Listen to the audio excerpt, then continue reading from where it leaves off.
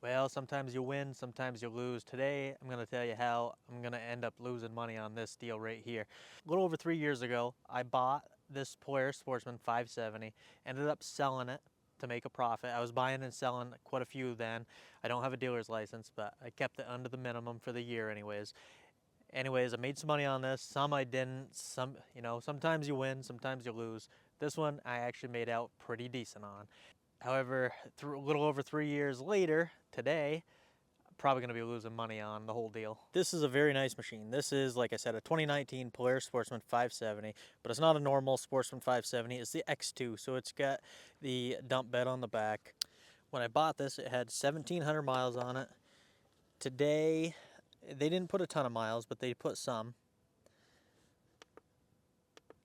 Today it has over 2,200 miles, so they put about 500 miles on it. It had 125 engine hours, and now it has 185, so they put about 60 engine hours on it. Now I'm always looking for deals, and at the time I got a pretty good deal on this thing. I went through it, serviced the whole thing, and the thing went great. I ended up doing a test drive video on here. It's a good solid machine. The 570s are good engines. I think all in all, the total profit on this, I sold it for $7,000 back 3 years ago. So 2021, it was only 2 years old. This is a $10,000, $11,000 machine. So it was a pretty good deal to the owner. This has got power steering and everything. It's a very nice wheeler. Anyways, the profit for me was about $1,000. Now, I had some labor in it, servicing it, and I replaced a few things on it, but all in all, I did make about $1,000. So anyways, that's great. A lot of times I don't make that much. Sometimes you do, sometimes you don't. I delivered this to the owner. She lived maybe 40 minutes away or something, 30, 35 minutes. And, she took a look at it. She loved it. She liked the dump bed. She liked how it's got the 2-up seat on it and everything. She just really enjoyed it. She had no problem paying for it. So I believe in 2022, she had the dealer service this thing, and she also had a couple snow machines. She has no way to move these things, so the dealer came and got it and serviced this and serviced her 2 snowmobiles. I think it was either the end of 2022 or beginning of 2023. She called me up and said she had a Polaris snowmobile for sale. If I was looking, she hadn't posted it yet, and it was a pretty good deal. But she thought the engine was gone because you go to pull it over and it was like seized up. It would turn over very, very mean. So I was taking a gamble on it. I don't remember what it was. It was pretty cheap though. I want to say maybe $2,000 I paid for it. It was a 2015. I could be wrong. Whatever it was a good deal. But anyways, I went to grab it, brought it home, took it into the shop, pulled the belt off, and the thing fired up. So what was going on was the bearing inside the clutch had seized up. So I took the clutch apart, had to rebuild it and everything. Anyways, got a really good deal on it. I did feel bad because, whatever I paid for it, I was expecting to put an engine in it. Probably wouldn't have made much money if I had to put an engine in it, but would have done okay. It was a gamble, but I did good on that sled. So she had 2 snowmobiles. I ended up buying that one from her. So now she's got a sled and this 4-wheeler, and I told her, because I felt bad, I don't know if I probably offered to give her a little bit more money. She wouldn't take it. So I said, well, I'll service your machines for free this year if you'd like. So I did that, and then the next year, now we're this year, and I was going to service this thing, did a bunch of work, put some new tires on it because one was going flat. She had a plug in it. She ended up getting a nail or putting a rock to the tire, and they plugged it, but it kept leaking. So we put some new tires on it. It was having a hard time starting. I ended up shimming the valves, get the right valve lash, and now it starts great. But it still's got an issue. Now, I can't tell you what happened when the dealer serviced it, but when I serviced it the next year, it was a little low on oil. When I serviced it this year, it was a little low on oil.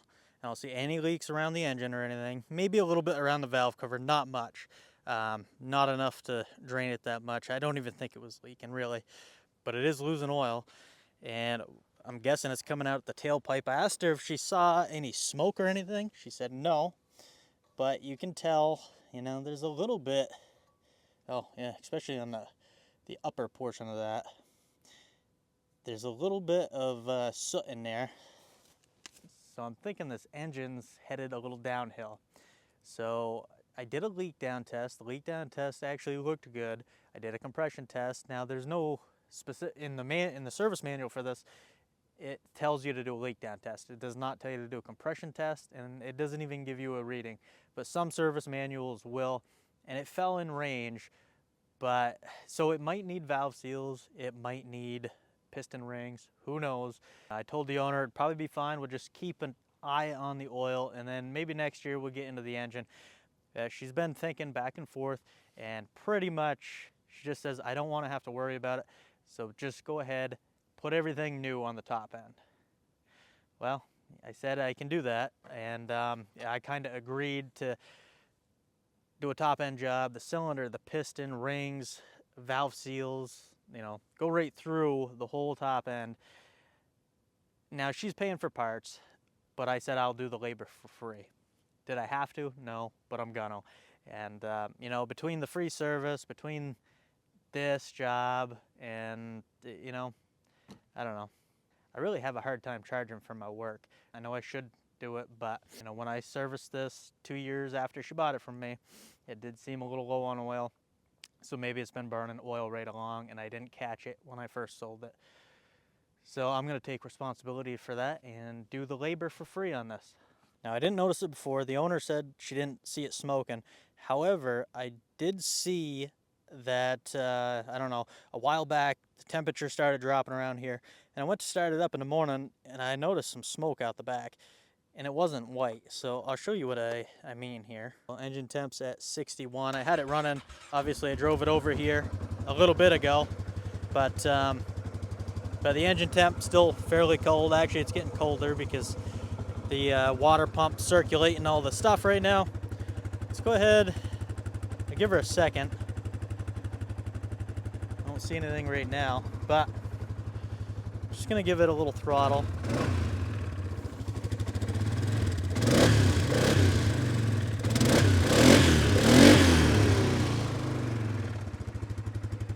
I don't know if you can see that on camera. Definitely a little smoke coming out the back. Now this, I don't even think you can see it on camera. Maybe you can, yeah, right there. That's normal white because it's cold. That's not what I'm talking about.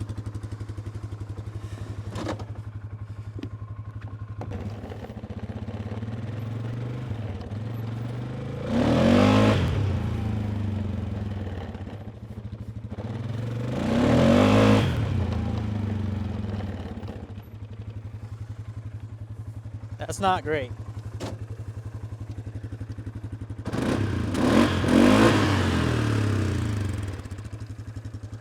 So obviously she needs something done in that engine. We're gonna bring it in the garage. I would go ahead and tear everything down and see exactly what it needs. The owner wanted everything new. We gotta tear it down anyways to see what's wrong. She doesn't mind paying the parts. Let's bring her in and get to work on this thing. She's in here, let's start removing the seat. The dump bed off. Get our airbox cover out of the way.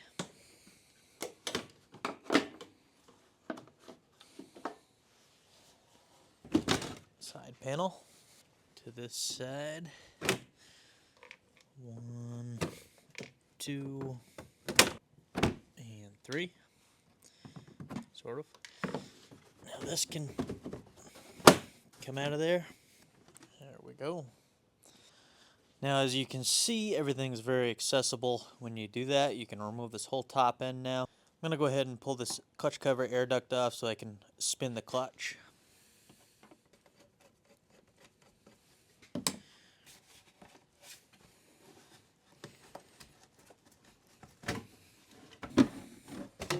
Get that off there. Now, I could pull this whole clutch cover off to be able to spin the engine, but I can turn it over by hand in here. Barely, but I can get my hand in there. Remove the plug wire. Just go ahead and take it right off the coil.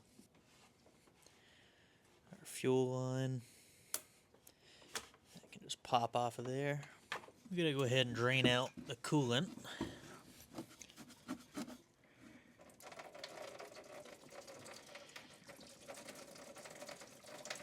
Let that all drain out, and then we can continue on. Come in here, move this little gasket.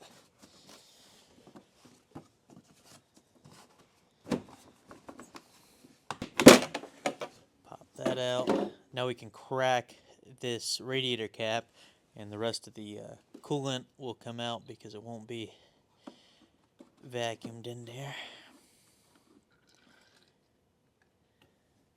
Yeah. It's going to continue draining a little bit more. While that does that, we can move on to removing all this stuff. Remove the air box. Just make it a little easier.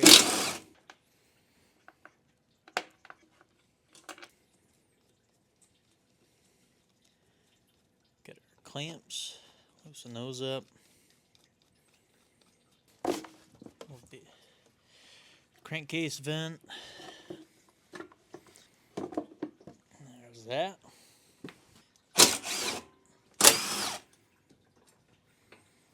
Off the connector there. And there's one more on the bottom. Now we can get our throttle body out of there. The rest of these connectors unplugged. Just like so. Pull our intake boot off.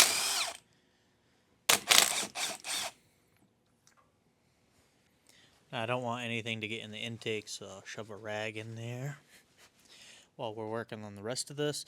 Pull off our thermostat housing.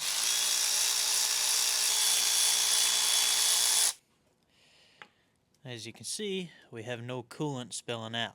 If we wouldn't drain that first, there would have been all kinds of coolant spilling out everywhere here.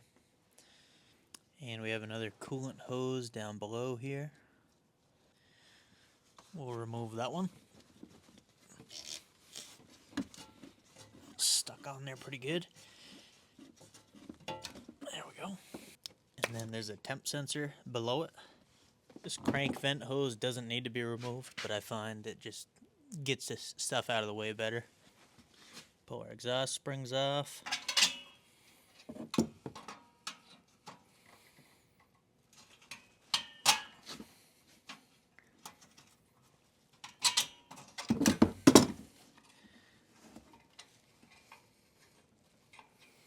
Now we can go ahead and pull our head pipe off.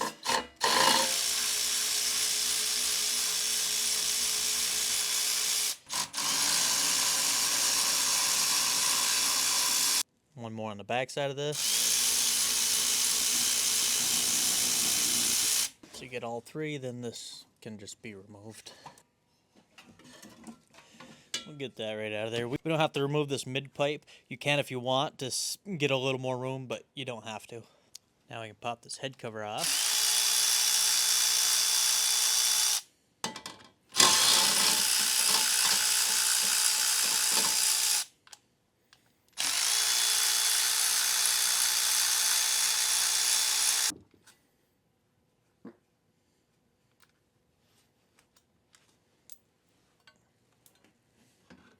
Just like that.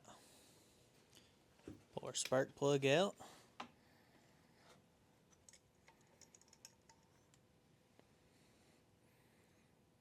And see how black that plug is from burning oil. I'm going to pull this crank sensor out so we can tell that it's on top dead center. I'm going to try to sneak my hand in here and turn that clutch. You can remove the clutch cover. It doesn't take too much longer, but if you want to save a little time, you can do it this way too. I'm going to watch it intake open and then close, and then we're going to rotate it until those cam lobes look about even. So to make sure we're on top dead center, we want to see the I, the E, and then on this side, the E. And now we're going to look down this crank sensor hole, and we want to see that arrow right there. Alright, now that we're on top dead center, we can go ahead and remove this time and chain tensioner, which is a big old 1 1/16 inch wrench or socket to get that off. We'll remove that. That's just a hydraulic pressure timing chain tensioner. Now to get to our cylinder head bolts, we have to remove both these cams.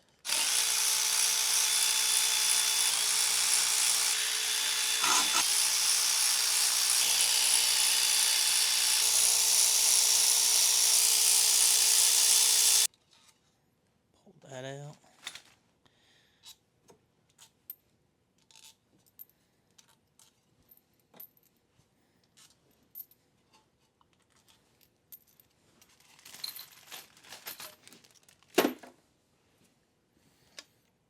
Timing chain should be able to come right over the cams, just like so. And we can remove the cam holder and both these cams. Intake and the exhaust. I'll just set that right on there to keep its place. Now we can access our 4 main head bolts, and we have 2 little 8mm here. Remove the little guys first. There's that one. Now we can loosen these up.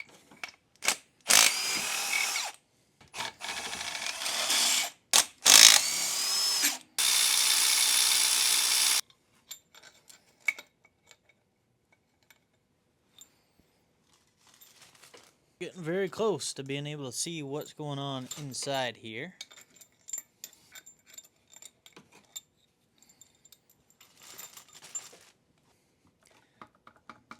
See, she broke free very easily, actually. Lift the cylinder head up. Alright, let's bring this over to the bench. Check the bottom of the valves. A lot of carbon buildup, obviously, from all that oil being burnt. Head gasket out of the way. Push that chain down in there. Now we'll just pop this cylinder off. Come on, girl. We'll check her out. Certainly seen better days. Now we can look at that piston. Get that clip out of there and make sure we want to grab it. We do not want that going down in the crankcase. There we go. Now, hopefully that pin just slides right on out. It's a little stuck, okay. Yeah, you can see that coating's all worn off. A little scarred up. Just come in here and wipe off the stuff. Actually, that's, wow. It's almost like it had water in it at one time. You can feel the ridge there. But you can pretty much see where the ring was sitting. That's strange. See it right there? Oh, it's a little hard to see. There we go. Yeah, it's like, oh, certainly.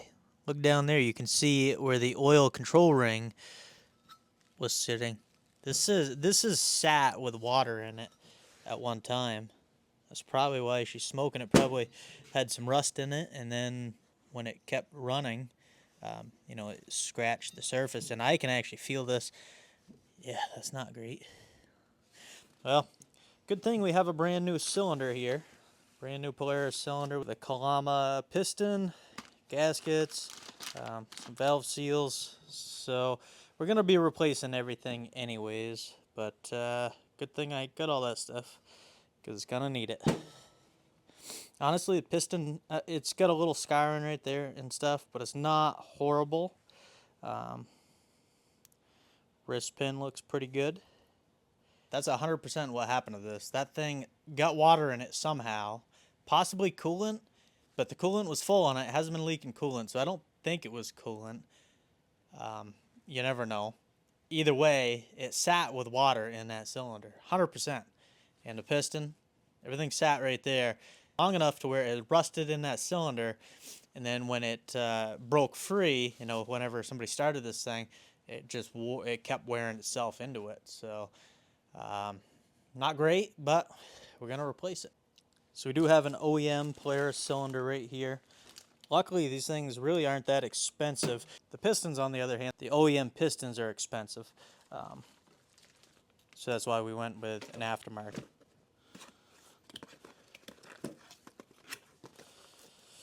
But that's okay.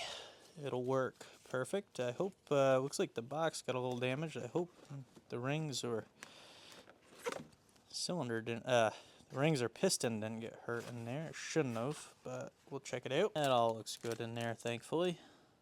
There she is. Now we're gonna check the ring end gap on these piston rings. Get the top ring here. Set that in there. Once we get it started, just take our piston, push that pin in a little, push it down to the rim of this, that way you make sure you get it even. Alright, so now that we have this installed, we'll check with the feeler gauge. This is 0.01, so 10 thou, and that fits in there. 0.011, 11 thou. Can't get that one in. So we're at 10 thou. That's a good ring end gap for the top ring. We'll check the second ring. Same idea, we'll put it in, get it started. Push it down with the piston. Right there. Looks like we're at 0.015. So 15 thousandths of an inch on the bottom ring. That's acceptable.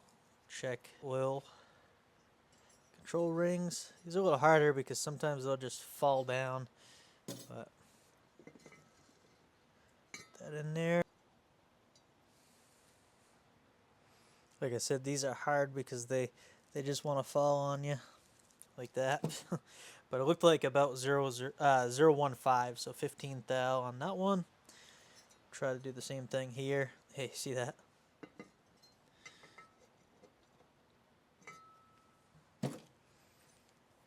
They're just so light and they don't have much. Yeah, we got a 0.15 in there, so we're good on those. We'll go ahead and assemble this piston. This one first.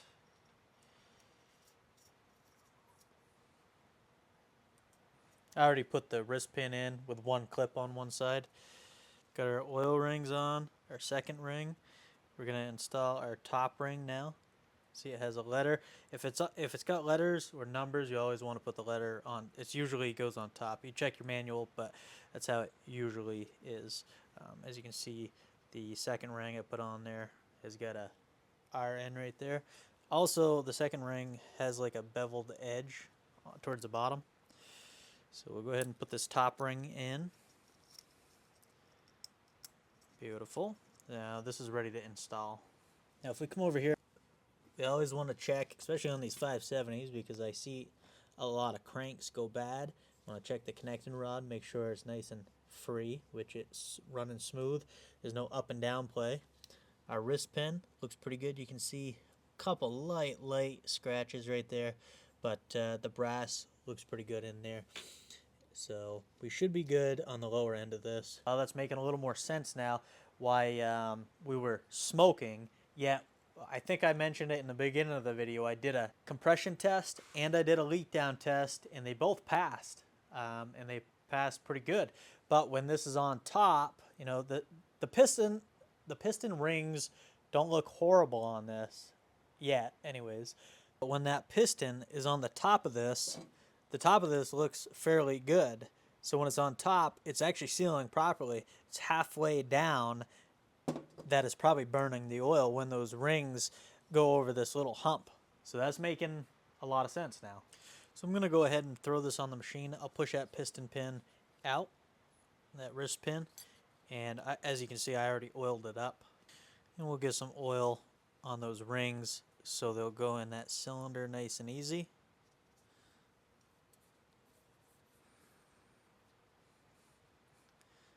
careful we don't change the position. We'll double check before we put it down on there. Want to make sure we install this the right way. You can see the EX, that means exhaust, so that's going to face the exhaust. So it'll be installed just like this. We'll get that down on there, then we'll push this wrist pin in. And we want to make sure we push it in far enough where you have enough room for that clip. And before I try to install that, I'll put a rag in there just in case. We don't want to lose it down there. We'll be fishing it out with a magnet. Right now we can go ahead and put this in. We'll get her close. We want to make sure it snaps right into place. Just like that. Double check, make sure all the way around it's on there. The last thing you want is a clip falling out. You always want to make sure your mating surface here is super clean. We certainly want to install a new base gasket. We're going to go ahead and remove the valves and put new valve seals in there. So we're going to remove these tappets. I want to make sure we put them in the right way because they have different thicknesses to get the desired valve lash. So over here we're going to do intake. Left, right, and then exhaust. Left, right. Pop that one out. It's going to be my right.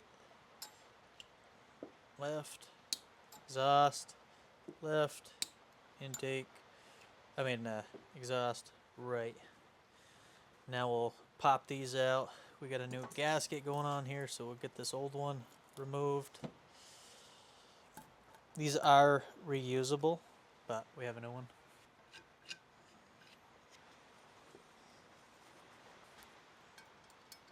Come in here with a magnet and remove our clips. Pop this back off, and the valve will pop right out.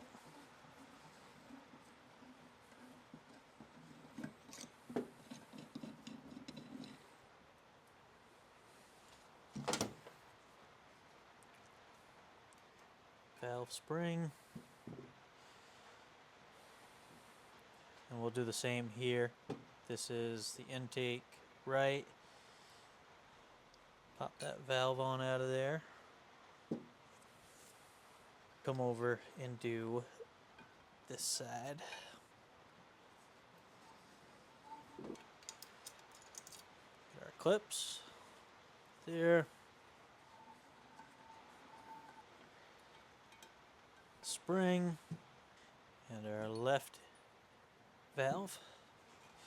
Move on to our exhaust. That'll be our left side. Valve out there.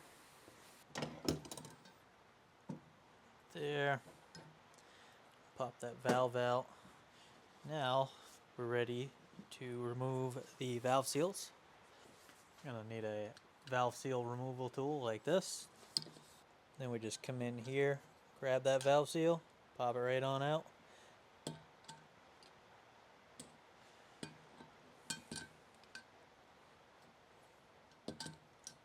Just like so.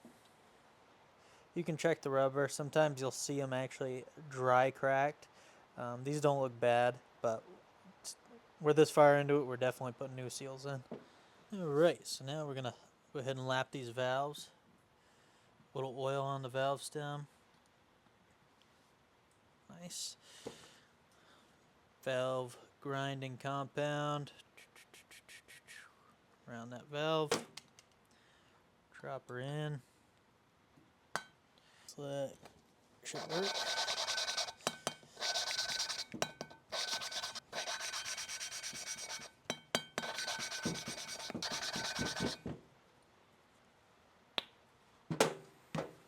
And what you're left with is a nice dull surface that is mated to that head or the valve seat.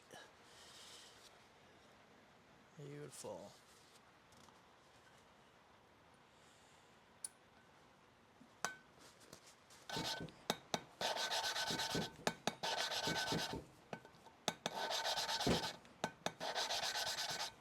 Same thing. Nice and dull surface. Wipe one off. They have to be cleaned up better than this, but you can get an idea. See how shiny these are? How dull that is? Also, I don't know if you can see it on the camera. There's a little carbon buildup on that seat, so that's not going to seal 100%. So that's what we're doing. We're basically taking a little bit of material off doing this. Not much. The exhaust side. You can see these valves are in very good shape. They're not eating away at all. Move on to the next one. But if we look at the valve before I do it, you see all that buildup on there. Now, probably the most important part here is you need to clean this stuff out. You don't want that gritty paste all throughout your head and on your valve stems. Clean that out very good with brake cleaner. All right, got those all cleaned up. Cylinder head's nice and clean now. We can flip this over. Get our new valve seals in there.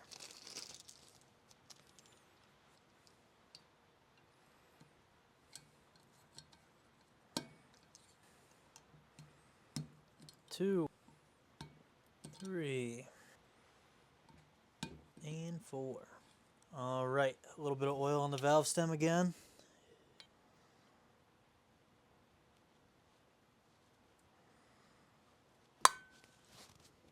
Nice.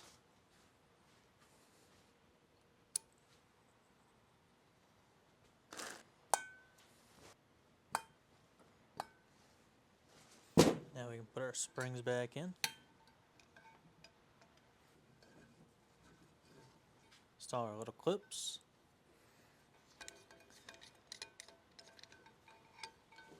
Move on to the next one. And the last one. And we'll loosen her up.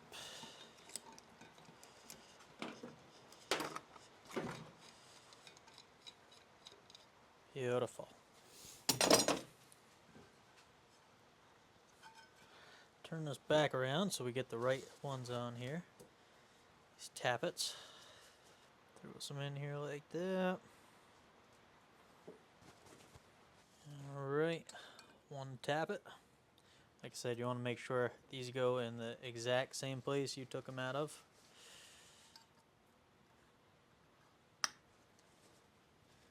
Because they are different thicknesses.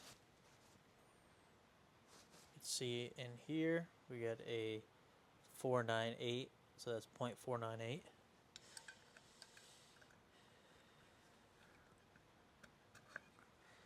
Then on this one, this is a 0.500.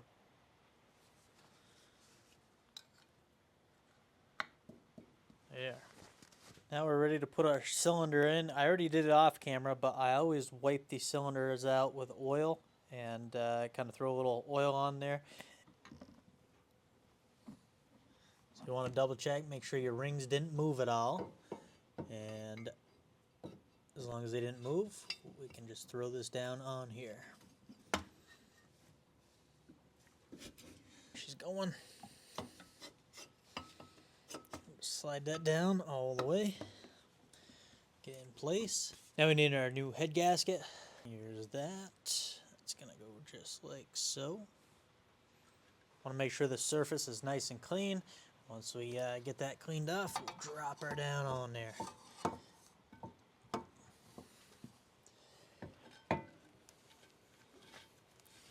Fit it in between the timing chain tensioners, our guides. Beautiful.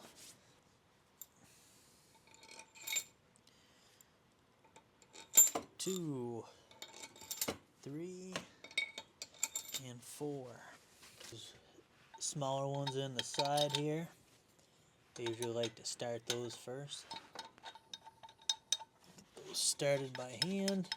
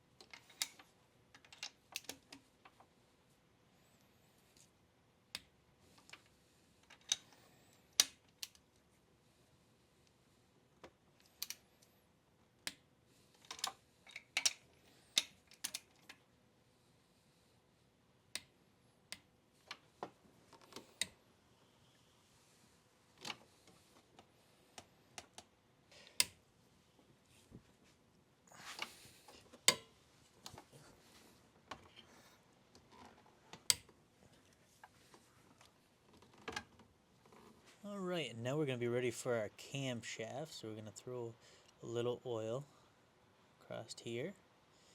Same thing down here. Intake. And we're going to line it up exactly how we had it before, with the eyes facing this way for the intake. So right there we're off a tooth. Right there we should be good. We'll double check. Our arrow needs to go back a little, so that should be where it is. So the time and chain tensioner is going to push in here. So we want to pull this cam, the chain, all the way back this way. And then you can see our E. Our E is definitely not in the right spot right there. Looks like we're off a tooth.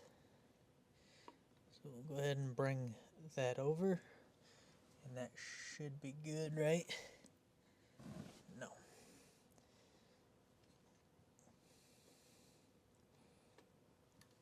Alright, so here, I, E, and E. Beautiful. So now we're timed properly here. Now we can put our caps on and check our valve lash. The valve lash should be set because I just did this not too long ago. But we did lap the valves, might have moved it a little bit. We're going to check anyways. Alright, we'll torque these down in sequence. This is number 1.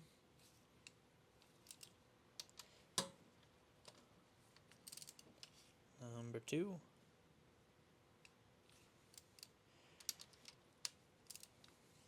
3. 4.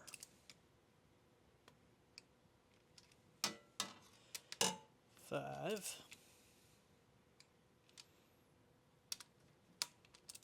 6. 7.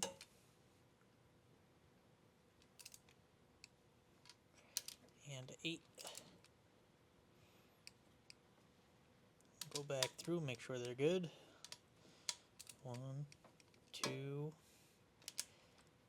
3, 4, 5, 6, 7, and 8. For the intake valves, the clearance should be plus or minus 0.006 thousandths. So we got 006 right here. Let's see.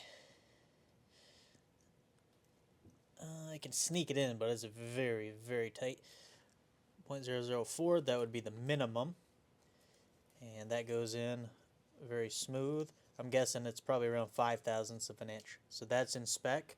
Exhaust, we're looking at 0.008 thousandths plus or minus 2. Nice. Nice. A little bit of friction when I'm going in. So these are set pretty much at 8, maybe 9, but I don't think so. Those are in spec. At this point, we can go ahead and install our time and chain tensioner. Snug that up. Go ahead and get our new gasket on here, or seal, whatever you want to call it. Now we could put our head cover on. Just go ahead and tighten this down.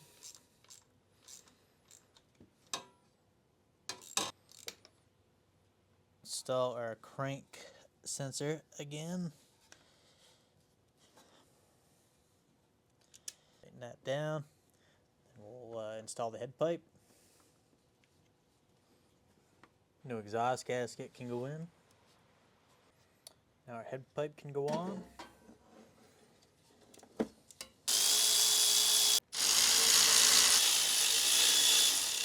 Now we can get our exhaust springs on.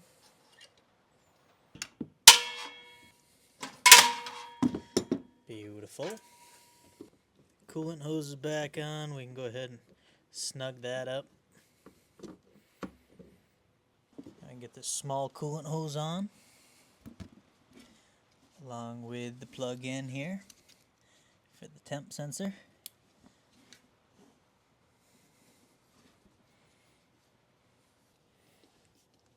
Tighten her down.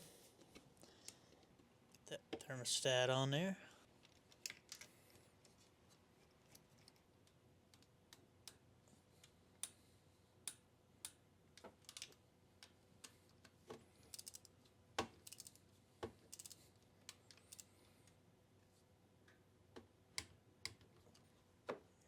fuel line hooked up.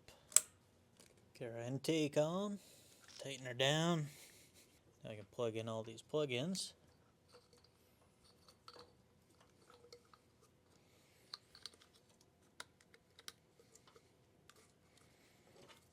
Those two go on the throttle body.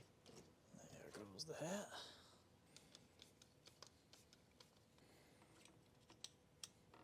That plugged in. Now that I got everything plugged in, I'm going to go ahead and turn it over a few times, make sure everything seems fine. Get a little oil pumping up to the top before we actually start this thing. No spark plug in there.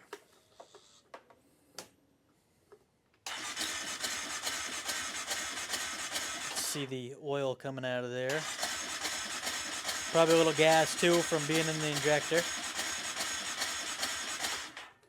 I'd say that's good. Now we can get that spark plug in there.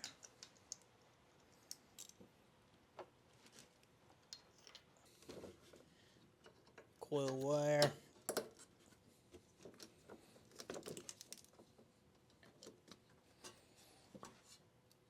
Beautiful. Gotta get some coolant in this thing.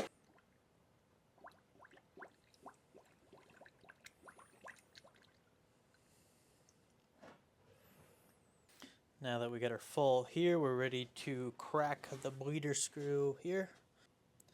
Right here on the thermostat housing.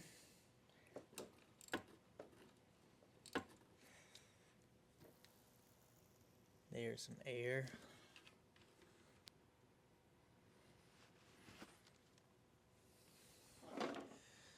And we're empty.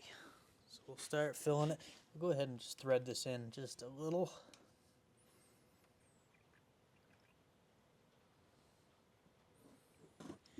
There we go. Now we got coolant.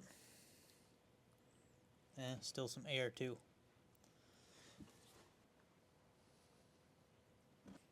Tighten that up. Get that air box in. We're almost ready to fire this thing up.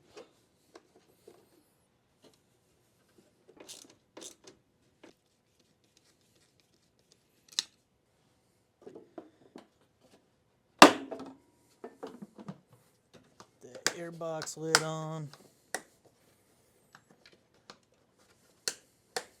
There. We're ready to try to fire this thing up. Should fire right up, no problem. Hopefully. I shouldn't say that because you never know. But yeah, so let's fire this up. It's got brand new oil in it that is probably got less than 3 miles on it. So I'm not changing that yet. I'll go ahead and do a break-in process, then I'll change out the oil for fresh. Leaving the cap off so any air can bleed out once it circulates. Go ahead, circulate that fuel pump.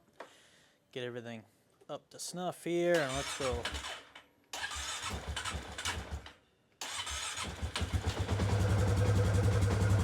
There we go. Probably better open the door. As she's sitting here running, you can see it dropped right down. Fill her bag up.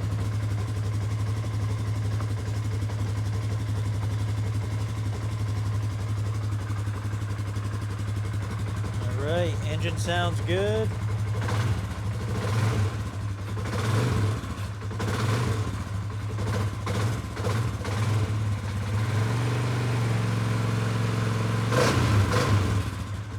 Beautiful.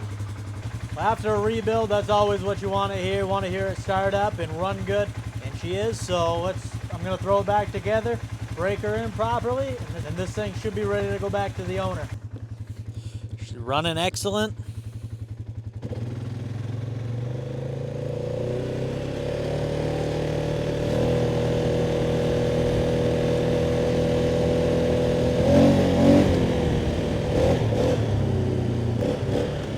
I gotta tell you, I don't think this thing started this easy ever since it's been here. Even before, even when it was warmed up, you'd shut it off and then you'd go to start it again and it would take a couple seconds. Now, this thing like fires up instantly. Starts right up and yeah, I don't know. She's a lot better now.